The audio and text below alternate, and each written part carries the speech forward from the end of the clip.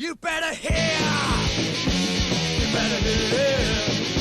You better hear from me! My name's Sophia Rawlinson, and I wrote and produced Noisy Fanzine from 2005 to 2009. I think, to be honest, I'd been involved with fanzines pretty much since I was a teenager, so it was probably about maybe 5-8 years, something like that, since I first came into contact with fanzines.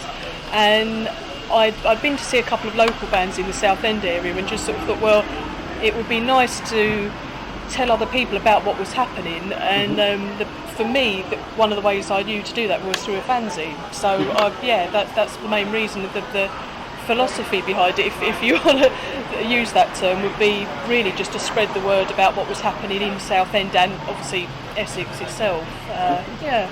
So what was the kind of scene like around that time? You know, the sort of the bands that were playing, venues, and there were a lot of venues. I mean, I still am based in Benfleet, and I thought that if I only sort of focused on that area or Southend, it would be not really big enough, which is why I extended it to Essex, really. But I mean, one of the bands that I was very interested in at the time was a band called Trash Monroe, and they were sort of cross between metal and rock, female vocals, really quite good.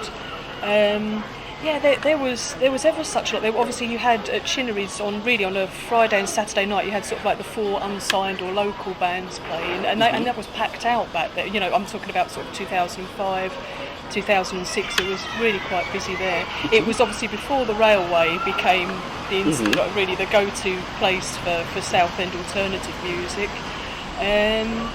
So you had Club Riga, like the Cricketers, lots of pubs. You had there was a restaurant in Benfleet on the big Hadley roundabout that had a club there. I've forgotten its name, but they were playing music.